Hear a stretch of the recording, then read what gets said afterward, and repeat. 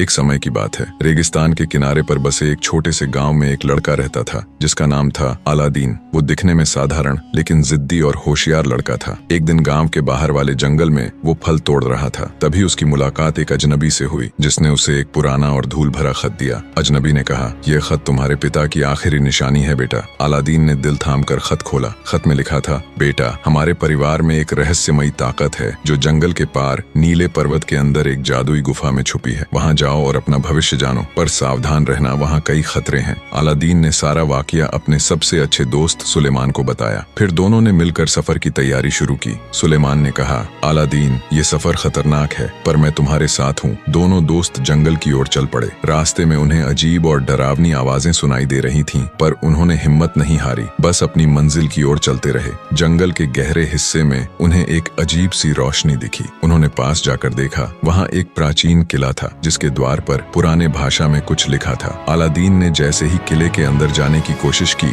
उन्हें हवा में गूंजती एक आवाज सुनाई दी, ये सफर आसान नहीं है बच्चे, तुम्हें किले के अंदर जाने से पहले मेरी पहेली का जवाब देना होगा। फिर अलादीन के सामने पहेली आई, मैं वह क्या हूँ जो हर किसी के पास है पर कोई उसे देख नहीं सकता। अलादीन ने गहराई से सोचा और कहा, दिल, जो हर इंसान के पास होता है पर कोई उसे सीधे नहीं देख सकता। तभी दीवार पर लिखे शब्द अचानक चमकने लगे और किला का दरवाजा खुल गया। सुलेमान ने कहा, वाह अलादीन, तुम्हारे दिमाग का जवाब नहीं, चलो आगे बढ़ते हैं। किले के अंदर पहुंचकर उन्हें एक विशाल कक्ष मिला जिसमें एक प्राचीन चिराग रखा था। जब अलादीन ने चिराग को रगड़ा तो तेज रोशनी हुई और एक विशाल जिन प्रकट हुआ। जिन ने कहा, आका, मैं तुम्हारी 3 इच्छाएं पूरी कर सकता हूँ, पर सावधान, हर इच्छा के बाद तुम्हें एक चुनौती का सामना करना होगा। अलादीन ने पहली इच्छा मांगी, मैं चाहता हूँ कि हमारे सफर के लिए एक जादुई नक्शा बन जाए जो हर खतरे और रास्ते को दिखाए। जिन ने एक जादू किया और नक्शा उसके हाथ में आ गया, पर तभी कमरे का दरवाजा तोड़ते हुए एक सैनिक आता है जिसे अलादीन ने पहले कभी नहीं देखा था। सैनिक ने कहा, मैं मायरा का आदमी हूँ और ये चिराग तुम्हारे हाथ नहीं लगने दूंगा। अलादीन और सुलेमान ने मिलकर सैनिक से लड़ाई की और जादुई नक्शे की मदद से वे उसे हराने में सफल हुए। अलादीन ने सुलेमान से कहा, इस सफर में हमें एक दूसरे पर पूरा भरोसा करना होगा, वरना ये जादुई ताकत हमें हरा सकती है। सुलेमान ने जवाब दिया, हम साथ हैं दोस्त, कोई हमें रोक नहीं सकता। अगले दिन वे लोग एक रहस्यमयी जंगल में दाखिल होते हैं जहाँ के पेड़ बोलते थे और हवाओं में जादू था। जंगल में उन्हें एक बूढ़े सूफी मिले जो भविष्य देखना जानते थे। सूफी ने कहा, इस जंगल में तुम सच और झूठ के बीच फंस जाओगे, सावधान रहना। जैसे जैसे वे जंगल के अंदर गए, उन्हें एक छाया ने घेर लिया और उन पर हमला करने लगी। अलादीन ने हिम्मत से कहा, डर को अपना दुश्मन मत बनने दो, याद रखो हम साथ हैं। दोनों दोस्तों ने मिलकर छाया का सामना किया और उसे हरा दिया, जिसके बाद वे फिर उसी सूफी के पास पहुंचे। सूफी ने अलादीन को एक प्राचीन माला दी और बताया, ये माला तुम्हारे अंदर की शक्ति को जगाएगी, पर इसका इस्तेमाल सोच समझ कर करना। इसके बाद उन दोनों ने माला की मदद से आगे बढ़ना शुरू किया। माला एक खास दिशा दिखा रही थी, नीला पर्वत, जहाँ उनका असली लक्ष्य था। वे लोग नीले पर्वत के पास पहुंचे जहाँ उन्हें एक बहुत बड़ा महल दिखा। तभी उनकी मुलाकात एक सुंदर लड़की से हुई जिसका नाम था जहरा। उसने कहा, मैं तुम्हारी मदद कर सकती हूँ, लेकिन सावधान रहो, सब कुछ वैसा नहीं है जैसा लगता है। अलादीन ने जहरा पर भरोसा किया, पर जहरा ने उन्हें धोखा देकर महल में कैद करवा दिया। असल में जहरा मायरा की सहेली थी। तब अलादीन ने माला का इस्तेमाल किया, उसकी अंदर की शक्ति जाग उठी और एक जादुई तलवार उसके हाथ में आ गई। अलादीन और सुलेमान ने तलवार की मदद से खुद को आजाद किया, जिसके बाद अलादीन और मायरा में भयंकर लड़ाई हुई और अंत में अलादीन ने मायरा को मार दिया। इसके बाद अलादीन गुफा में जाता है जहाँ उसे बहुत सारे खजाने और नई शक्तियां भी मिलती हैं। फिर अलादीन और सुलेमान अपने गांव लौट आते हैं। ऐसी ही अमेजिंग वीडियो देखने के लिए वीडियो को लाइक और चैनल को सब्सक्राइब करें।